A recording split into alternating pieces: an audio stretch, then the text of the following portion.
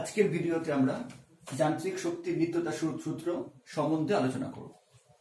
তো প্রথমে যান্ত্রিক শক্তির নিত্যতা সূত্র বা যান্ত্রিক শক্তির সংরক্ষণ সূত্রটা কি এটা প্রথমে দেখে নিই। সূত্রটার বিবৃতি হচ্ছে, ঘর্ষণ বা অন্য কোনো অপচয়ী বলের ক্রিয়ায় কোনো শক্তির অপচয় না হয়ে থাকলে কোনো বস্তুর স্থিতিশক্তি ও গতিশক্তির যোগফল অর্থাৎ মোট যান্ত্রিক শক্তি ধ্রুবক থাকে। এটি যান্ত্রিক শক্তির নিত্যতা সূত্র। তার মানে এই সূত্রে কি বলা হয়েছে, যদি আমরা ধরে নিই যে শক্তির কোনোভাবে অপচয় হচ্ছে না, শক্তি কার দ্বারা অপচয় হতে পারে? যেমন কোনো ঘর্ষণ বল আমরা পড়েছি যে কোনো বস্তু যখন এগিয়ে যায় তখন সে ঘর্ষণগুলোর বলের বিরুদ্ধে তাকে কাজ করতে হয়, তাই ঘর্ষণ বল একটা অপচয়ী বা অসংরক্ষী বল। তো যদি এরকম কোনো বল উপস্থিত না থাকে বা যখন কোনো বস্তু উপর থেকে নিচে নামে তখন তাকে বায়ুর বাধার বিরুদ্ধে কাজ করতে হয়, তো এটাও একটা অপচয়ী বল হলো। তো যদি ঘর্ষণ বল বা বায়ুর বাধা বা এরকম অন্য কোনো অপচয়ী বল না থাকে, এরকম আমরা ধরে নিই, তাহলে কি হবে, স্থিতিশক্তি ও গতিশক্তির মোট যোগফল কি হবে, সবসময় ধ্রুবক থাকবে। অর্থাৎ স্থিতিশক্তি আর গতিশক্তির মোট যোগফল কি হবে, সমান সমান যান্ত্রিক শক্তি হয়ে যাবে। ঠিক আছে, এটাই হচ্ছে যান্ত্রিক শক্তির নিত্যতা সূত্র। এবার প্রশ্ন উঠবে যে এই সূত্রটা কখন প্রযোজ্য হবে। এটা কিন্তু সূত্রের মধ্যে অলরেডি বলা আছে, বা সূত্রটা কি শর্তে প্রযোজ্য হবে, যদি ঘর্ষণ বা অন্য কোনো অপচয়ী বল বা অসংরক্ষী বল, অপচয়ী বলকে অসংরক্ষী বল বলা হয়, তার প্রভাবে শক্তির কোনো অপচয় ঘটছে না বলে ধরে নিলে তবেই যান্ত্রিক শক্তির সংরক্ষণ নীতিটি প্রযোজ্য হবে। অর্থাৎ এই সূত্রটা কি শর্তে প্রযোজ্য হবে, যদি আমরা ধরে নিই যে কোনো রকম ভাবে শক্তির অপচয় হচ্ছে না, সেটা ঘর্ষণ বা অন্য যে কোনো ভাবে হতে পারে, যদি শক্তির কোনো অপচয় না ঘটে তাহলে কিন্তু এই নীতিটা বা এই সূত্রটা প্রযোজ্য হবে। হ্যাঁ, এবার এখানে বলে রাখি, শক্তির কিন্তু কখনো কোনো অপচয় হয় না, শক্তি এক রূপ থেকে অন্য রূপে রূপান্তরিত হয়। তো এখানে আমরা লিখছি তার মানে কিন্তু শক্তির অপচয় হয়ে যাচ্ছে বা শক্তি নষ্ট হয়ে যাচ্ছে, এটা কিন্তু নয়, শক্তি এক রূপ থেকে অন্য রূপে রূপান্তরিত হচ্ছে। আচ্ছা, এবার বলতে পারো যে এই যে একটা নতুন একটা বল বললাম, অসংরক্ষী বল বা অপচয়ী বল কি। তো অসংরক্ষী বা সংরক্ষী বল কিন্তু তোমাদের ক্লাস 11-এ আছে এই কনসেপ্টটা, কিন্তু এখন জাস্ট একটা করে উদাহরণ পড়ে রাখো, কারণ অনেক সময় দিলেও দিতে পারে। তো অসংরক্ষী বল বা নন কনজারভেটিভ ফোর্স কাকে বলে, এটা ছোট্ট করে একটু বলে দিই, তোমরা সহজ করে মনে রাখো যে সমস্ত বলের অধীনে যান্ত্রিক শক্তির পরিমাণ ধ্রুবক থাকে না, বা যে সমস্ত বলের অধীনে যান্ত্রিক শক্তির নিত্যতা সূত্রটি প্রযোজ্য হয় না, তারা হচ্ছে অসংরক্ষী বল। যেমন কি হবে, ঘর্ষণ বল, বায়ুর বাধাজনিত বল বা তরলের সান্দ্রতাজনিত বল, এটা তোমাদের 9-এ আছে সান্দ্রতা এই ব্যাপারটা। আর সংরক্ষী বল কাকে বলবো, ঠিক উল্টোটা, যে সমস্ত বলের অধীনে যান্ত্রিক শক্তির নিত্যতা সূত্রটি প্রযোজ্য হয় বা যে সমস্ত বলের অধীনে যান্ত্রিক শক্তির পরিমাণ সর্বদা ধ্রুবক থাকে, তারাই হচ্ছে সংরক্ষী বল। যেমন মহাকর্ষ বল, অভিকর্ষ বল, তড়িৎ বল মানে স্থির তড়িৎ বল বা চৌম্বক বল, এগুলো হচ্ছে সংরক্ষী বলের উদাহরণ। তো তোমাদের কাকে বলে এখন দরকার নেই, কিন্তু একটা করে উদাহরণ অন্তত মনে রাখতে পারো। আচ্ছা, এবার আমরা দেখবো যে এই যে আমরা যান্ত্রিক শক্তির নিত্যতা সূত্র পড়লাম, এর অধীনে কিভাবে যান্ত্রিক শক্তিটা সংরক্ষিত থাকে। তো তোমাদের সিলেবাসে একটা উদাহরণের মাধ্যমে এই কনসেপ্টটাকে ব্যাখ্যা করা আছে, ওটাই আমি এখানে দিয়েছি। যে এটাই হচ্ছে প্রশ্নটা, দেখাও যে অভিকর্ষের প্রভাবে অবাধে পতনশীল বস্তুর যে কোনো অবস্থানে মোট যান্ত্রিক শক্তির পরিমাণ সর্বদা ধ্রুবক থাকে। অর্থাৎ আমরা এখনই বললাম যে অভিকর্ষ বল একটা সংরক্ষী বল, তার মানে এই বলের অধীনে কি হবে, কোন বস্তুর মোট যান্ত্রিক শক্তি সর্বদা ধ্রুবক থাকবে। তো আমাদের এটাই হচ্ছে প্রমাণ করে দেখাতে হবে। একটা বস্তুকে যদি ওপর থেকে নিচে ফেলে দেওয়া হয় তাহলে বস্তুটা কি হবে, বস্তুটা অভিকর্ষ বলের প্রভাবে বা অভিকর্ষ ত্বরণের প্রভাবে বিনা বাধায় নিচে পড়তে থাকবে। আর এখানে অবশ্যই আমরা ধরে নিব যে কোনো বায়ুর বাধা বা এরকম কোনো অপচয় বল উপস্থিত নেই, তাহলে আমাদের দেখাতে হবে যে মোট শক্তির পরিমাণ সর্বদা ধ্রুবক থাকে। এখানে মোট শক্তি বলতে কিন্তু যান্ত্রিক শক্তির কথাই বলা হচ্ছে। আর এটা কিন্তু পরীক্ষাতে 3 নম্বরের জন্য খুবই ইম্পর্টেন্ট প্রশ্ন, সেকেন্ড টার্মে না হলেও থার্ড টার্মে কোনো না কোনো একটা টার্মে সাধারণভাবে দেখা গেছে এই প্রশ্নটা পরীক্ষাতে আসে, এবং এই প্রশ্নটার জন্য 3 নম্বর থাকে। তো প্রথমে আমাকে কি করতে হবে, একটা ডায়াগ্রাম আঁকতে হবে। যেমন এখানে আমি একটা ডায়াগ্রাম এঁকেছি, এটাকে আমি নির্দেশ স্থল হিসেবে ধরে নিয়েছি। তোমরা ভূপৃষ্ঠ ধরতে পারো বা অন্য যে কোনো নির্দেশ স্থল ধরতে পারো, কিন্তু যেহেতু পৃথিবী পৃষ্ঠকে বা ভূপৃষ্ঠকে নির্দেশ স্থল হিসেবে গণ্য করা হয়, সেই জন্য আমরা ভূপৃষ্ঠকে নির্দেশ স্থল হিসেবে ধরে নিয়েছি। এবার এটা একটা বস্তু যার ভর হচ্ছে m। বস্তুটাকে কি করা হয়েছে, বস্তুটাকে কিন্তু প্রথমে এই অবস্থানে নিয়ে যাওয়া হয়েছে, এবার এইভাবে বস্তুটাকে ছেড়ে দেওয়া হয়েছে, তাহলে বস্তুটা বিনা বাধায় নিচে পড়তে থাকবে। এবার বস্তুটার অন্য দুটো অবস্থানে বি আর সি, এই মোট তিনটে অবস্থানে আমরা দেখাবো যে তিনটে অবস্থানের ক্ষেত্রেই মোট শক্তির পরিমাণ সবসময় ধ্রুবক, মানে একটা নির্দিষ্ট মান থাকবে। এমন হবে না যে এই অবস্থানে একটা মান আসলো মোট শক্তির, বি অবস্থানে একটা আসলো, সি অবস্থানে একটা আসলো। আমাদের দেখাতে হবে এ, বি আর সি এই তিনটে অবস্থানে মোট শক্তির পরিমাণ সর্বদা একই থাকবে বা ধ্রুবক থাকবে। তো প্রথমে তোমাকে এই জিনিসটা প্রথমে আমি লিখেছি যে ধরা যাক নির্দেশ তল বা ভূপৃষ্ঠ থেকে এইচ উচ্চতায়, সম্পূর্ণ উচ্চতাটা হচ্ছে এইচ, এম ভরের একটি বস্তুকে স্থির অবস্থায় রাখা আছে। মানে প্রথমে আমি ভূপৃষ্ঠ থেকে এইচ উচ্চতায় এই এম ভরের বস্তুটাকে রেখে দিয়েছি। এবার আমাকে কি দেখাতে হবে? দেখাতে হবে যে বস্তুটিতে এই অবস্থান থেকে অবাধে ছেড়ে দেওয়া হলে বস্তুটিকে হবে, এটি বস্তুটিকে এই অবস্থান থেকে অবাধে ছেড়ে দেওয়া হলে যে কোনো অবস্থানে ধরি এ, বি ও সি, বস্তুটির মোট যান্ত্রিক শক্তি সর্বদা ধ্রুবক থাকবে। এইভাবে কিন্তু লিখবে পরীক্ষাতে। এবার এই অবস্থানে, আচ্ছা এই অবস্থানে বস্তুটা কোথায় আছে? ভূপৃষ্ঠ থেকে বা আমাদের নির্দেশ তল থেকে এইচ উচ্চতা উপরে আছে, ছোটাই লিখেছি। তা এই অবস্থানে বস্তুটির কোনো গতিশক্তি থাকবে না, তার কারণ সমস্ত শক্তি হলো স্থিতিশক্তি। আচ্ছা এবার ভাবো, যেহেতু আমি বস্তুটাকে এই অবস্থানে স্থিরভাবে রেখে দিয়েছি, তো যেহেতু এই অবস্থানে বস্তুটার কোনো বেগ নেই, তাই বেগ না থাকলে গতিশক্তিও থাকবে না। তাই এই অবস্থানে বস্তুর মোট শক্তি কি হবে? শুধুমাত্র স্থিতিশক্তি। তার মান কত হবে? আমরা জানি স্থিতিশক্তির মান কত? এমজি এইচ, এমজি আর এইচ হচ্ছে এখানে ভূপৃষ্ঠ থেকে উচ্চতা। তার মানে এই অবস্থানে মোট যান্ত্রিক শক্তি কত হয়ে যাবে? স্থিতিশক্তি প্লাস গতিশক্তি, স্থিতিশক্তি এমজি এইচ আর গতিশক্তি 0, তার মানে মোট শক্তি কত হয়ে গেল? MG H. এবার আমাকে তার মানে কি দেখাতে হবে? যে বি অবস্থানও মোট শক্তি এমজি এইচ, সি অবস্থানও মোট শক্তি এমজি এইচ, তাহলে আমাদের এই প্রমাণটা আমরা কমপ্লিট হবে। আচ্ছা এবার তারপরে কিন্তু এভাবে লিখবে যে এবার বস্তুটিকে ছেড়ে দিলে বস্তুটি জি অভিকর্ষ ত্বরণে অবাধে মাটির নিচে পড়তে থাকে যদি বায়ুর বাধা নগণ্য করা হয়।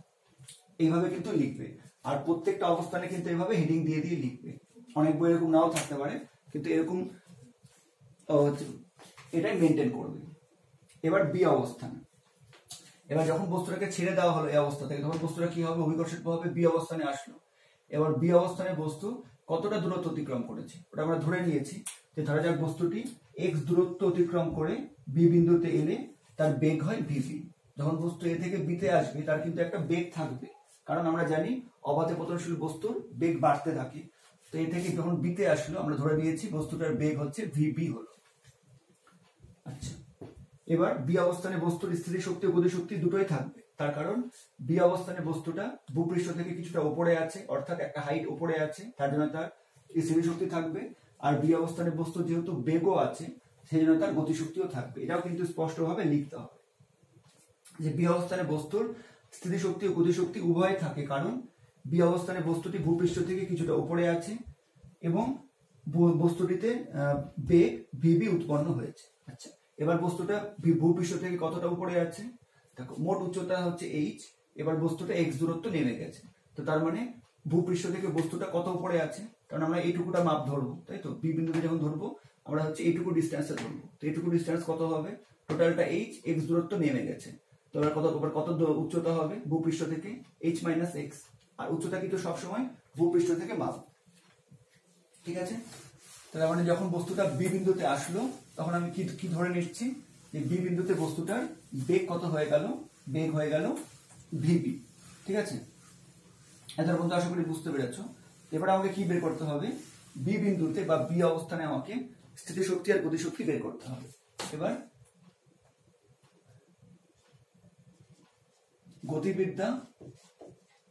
গতিবিদ্যার বা গতীয় সমীকরণ থেকে পাই, গতিবিদ্যা বা গতীয় সমীকরণ কি আমরা এখানে অ্যাপ্লাই করব? V square equal to u square plus 2as, এটা থেকে পাই। এবার বি অবস্থানে বেগ কত ধরে নিয়েছি আমি? ভিবি, তাহলে এখানে কত হয়ে যাবে? VB square equal two 0 square, কারণ হচ্ছে যেহেতু বস্তুটা প্রথমে স্থির ছিল তাই এই প্রাথমিক বেগ কত ছিল? 0, ওই জন্য 0 স্কয়ার প্লাস 2g। আর এখানে দূরত্বটা কত হয়ে যাবে? দূরত্বটা হচ্ছে কিন্তু হ্যাঁ এখানে বস্তুটা হচ্ছে কত দূরত্ব অতিক্রম করেছে? বস্তু কিন্তু x দূরত্ব অতিক্রম করেছে। উচ্চতা কিন্তু h মাইনাস এক্স বি অবস্থানে, কিন্তু দূরত্ব কত গিয়েছে? x। তো তো এস কিন্তু এখানে অতিক্রান্ত দূরত্ব বোঝায়। অতিক্রান্ত দূরত্ব কত হয়েছে এখানে এক্স, কিন্তু এটাই কিন্তু অনেকে ভুল করে এইচ মাইনাস এক্স লিখে দেয়। না, এইচ মাইনাস এক্স কিন্তু উচ্চতা, আর দূরত্ব কত নেমেছে এ থেকে বিতে এক্স দূরত্ব, সেই জন্য দূরত্ব হবে এক্স। এখানে লিখে দিতে পারো যেহেতু এ সমান সমান জি আর এইচ সমান সমান এক্স, তাহলে আমরা কি পেয়ে গেলাম VP square equal two 2gx। অতএব বি অবস্থানে বস্তুটির গতিশক্তি কত হয়ে যাবে? গতিশক্তির ফর্মুলা কি? Half m v square, half m, এখানে ভিটা কত আমরা ধরেছি ভিবি স্কোয়ার, তাহলে হাফ এম থাকলো ভিবি স্কোয়ার কত 2gx, মানে 2 কেটে কত হয়ে যাবে mgx। তাহলে বি অবস্থানে বস্তুটার গতিশক্তি দেওয়া হলো mgx, আর বি অবস্থানে বস্তুটার স্থিতিশক্তি, তো স্থিতিশক্তির ফর্মুলা কি? mgh। mg হলো, এবার বি অবস্থানে বস্তুর উচ্চতা কত, যেটা আমরা আগে এখানে ধরে নিয়েছি যে বস্তুটা যখন বি অবস্থানে আসলো তখন ভূপৃষ্ঠ থেকে তার উচ্চতা কত, এইটুকুটা।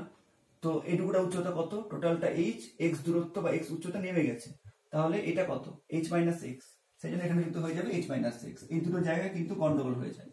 কথা হচ্ছে MG H minus MG x হলো। অতএব বি অবস্থানে বস্তুটির মোট শক্তি, বি অবস্থানে বস্তুর মোট শক্তি কত হয়ে যাবে? গতিশক্তি প্লাস স্থিতিশক্তি, তাই তো? এবার গতিশক্তি কত পেয়েছি? mgx, আর স্থিতিশক্তি কত পেয়েছি? mgh minus mgx। mgx cancel হয়ে গেল, থাকলো mgh। তার আমরা কি দেখলাম যে বস্তু এ অবস্থানে মোট শক্তি কত ছিল mgh, বি অবস্থানের মোট শক্তি কত হলো mgh। আমাদের আরেকটা অবস্থানে দেখাতে হবে যে মোট শক্তি mgh, তাহলে আমরা বলতে পারবো যে অন্তত প্রায় সমস্ত অবস্থানেই মোট শক্তির পরিমাণ mgh হবে। ঠিক আছে, তো মিনিমাম কিন্তু 3টা অবস্থানে দেখাতেই হবে, তুমি চাইলে এর বেশিও দেখাতে পারো, কিন্তু মিনিমাম 3টা দেখাতেই হবে। এবার হচ্ছে সি অবস্থান।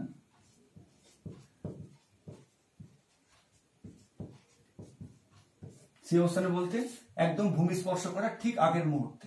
ঠিক আছে, আমরা কিন্তু মধ্যবিন্দুটা ধরবো, তাহলে এখানে হয়তো বোঝাচ্ছে যে ভূমি স্পর্শ করে গেছে, কিন্তু আসলে কিন্তু কি হবে? ভূমি স্পর্শ করার ঠিক আগের মুহূর্তে হবে। ঠিক আছে, এবার লিখবো যে ভূমি স্পর্শ করার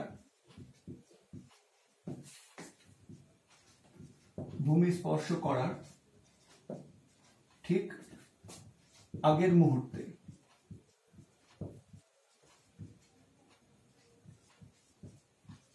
বস্তুটির স্থিতিশক্তি। আচ্ছা, এবার বলো যে ভূমি যখন স্পর্শ করলো বস্তুটা তখন তার উচ্চতা কত? যখন বস্তু ভূমি স্পর্শ করেছে বা ভূমি স্পর্শ করার ঠিক আগের মুহূর্তে তখন তার উচ্চতা কত?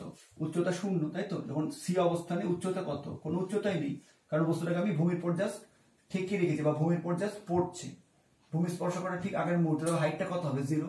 তো হাইটটা 0 যদি 0 হয়ে যায় তাহলে কত হয়ে যাবে? mg ইন্টু 0 সমান সমান কত হয়ে যাবে? 0। লিখে দিলে h ইকুয়াল টু 0। তার মানে ভূমি স্পর্শ করার ঠিক আগের মুহূর্তে বস্তুর স্থিতিশক্তি 0। অতএব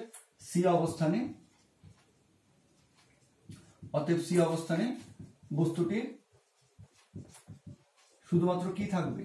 তার মানে শুধুমাত্র গতিশক্তি থাকবে, কারণ সি অবস্থানে যখন বস্তুটা আসলো তখন কিন্তু বস্তুটার গতি কিন্তু শেষ হয়ে যায়নি, গতি আরো বাড়বে। তার কারণ আমরা জানি যে অবাধে পতনশীল বস্তুর কি হয়? যত দূরত্ব যায় তত গতিশক্তি বাড়তে থাকে। তাই যে বস্তু যখন বি থেকে সি অবস্থানে আসবে তখন কিন্তু বস্তুটার গতিশক্তি আরো বাড়বে, এটাই আমরা দেখব। আচ্ছা, ধরি সি অবস্থানে বস্তুটির বেগ, যেমন বি অবস্থানে আমরা বেগ কত ধরেছিলাম? ভি বি, যেমন সি অবস্থানে বেগ কত ধরে নিয়েছি আমরা? ভিসি। অতএব একই রকম সূত্র থেকে আমরা বের করব গতীয় সমীকরণ। কি সমীকরণ ব্যবহার করেছিলাম এখানে? একদম একই রকম ভাবে বের করব। V square equal to q square plus 2as থেকে পাই কি পাই? ভিটা এখানে কত হয়ে যাবে? ভিসি স্কোয়ার ইকুয়াল টু ইউটা কত হয়ে যাবে? 0। ঠিক আছে, এখানে কিন্তু যখন আমরা সি বিন্দুতে ক্যালকুলেট করব তখনও কিন্তু আমরা প্রাথমিক বেগটা শূন্যই ধরবো, কারণ আমরা কিন্তু এ থেকে ছেড়ে দিয়েছি, এ থেকে বিতে এসছে, সিতে এসছে, সবসময় প্রাথমিক বেগ কিন্তু শূন্য আছে। এখানে শূন্য হলো, এটা জি হয়ে গেল। আচ্ছা, এবার এসটা কত? এবার বস্তু যখন এ থেকে সিতে আসলো তখন তার মোট অতিক্রান্ত দূরত্ব কত? তো এবার মোট অতিক্রান্ত দূরত্ব কত হয়ে গেছে? উচ্চতার সমান, কিন্তু সি থেকে এই বিন্দুর উচ্চতা কত? এইচ। কারণ যখন এ থেকে সিতে নামলো তখন অতিক্রান্ত দূরত্ব কার সঙ্গে সমান হয়ে যাবে? সম্পূর্ণ উচ্চতার সঙ্গে সমান হয়ে যাবে। তখন কিন্তু আমরা কত লিখবো? এইচ। ঠিক আছে, তার মানে v c square is equal to কত পেলাম? 2gh। অতএব সি অবস্থানে বস্তুটির মোট গতিশক্তি, তাই তো? তো গতিশক্তির ফর্মুলা কি আমরা জানি, হাফ এম ভি স্কোয়ার। এখানে হাফ এম তো হবে, ভিটা কি ধরেছি? VC square. কত হলো? হাফ এম ভিসি স্কোয়ার কত বেরিয়েছে? 2gh। তো 2 কেটে কি কত হলো? mgh, তাই তো? অতএব সি অবস্থানে বস্তুটির মোট শক্তি, সি অবস্থানে বস্তুটির মোট শক্তি সমান সমান স্থিতিশক্তি প্লাস গতিশক্তি সমান সমান 0 প্লাস mgh সমান সমান mgh। তাহলে আমরা দেখলাম এই অবস্থানে মোট শক্তি mgh, বি অবস্থানে মোট শক্তি mgh, সি অবস্থানে মোট শক্তি mgh। আমরা যদি এর মাঝে আর কোনো একটা অবস্থান ধরে নিই তাহলেও দেখবো মোট শক্তির পরিমাণ কিন্তু mgh ই থাকবে। এবার তারপরে লিখবে, এখানে কিন্তু শেষ করে দেবে না, এবার তারপরে লিখবে অতএব দেখা গেল এ অবস্থানে মোট শক্তি সমান সমান বি অবস্থানে মোট শক্তি সমান সমান সি অবস্থানে মোট শক্তি সমান সমান mgh। অতএব প্রমাণিত হলো যে অবাধে পতনশীল বস্তুর যে কোনো অবস্থানে মোট শক্তির পরিমাণ সর্বদা একই থাকে বা ধ্রুবক থাকে, ব্র্যাকেটে mgh লিখে দেবে। তো এইভাবে কিন্তু সম্পূর্ণটা লিখবে। আর এখান থেকে কিন্তু অনেক ফান্ডামেন্টাল প্রশ্ন আসতে পারে, হয়তো থিওরি আসলো না, কিন্তু এরকম এই কনসেপ্টটা দিয়ে ফান্ডামেন্টাল কিছু প্রশ্ন দিয়ে দিল। তো সেই জন্য খুব ভালো মতো পড়বে, একদমই মুখস্থ করবে না, ঠিক এইভাবে বুঝে পড়বে। আর হচ্ছে ভিডিওটা যখন দেখবে তখন পজ করে দিয়ে নিজে বের করার চেষ্টা করবে, তাহলেই দেখবে করতে পারবে।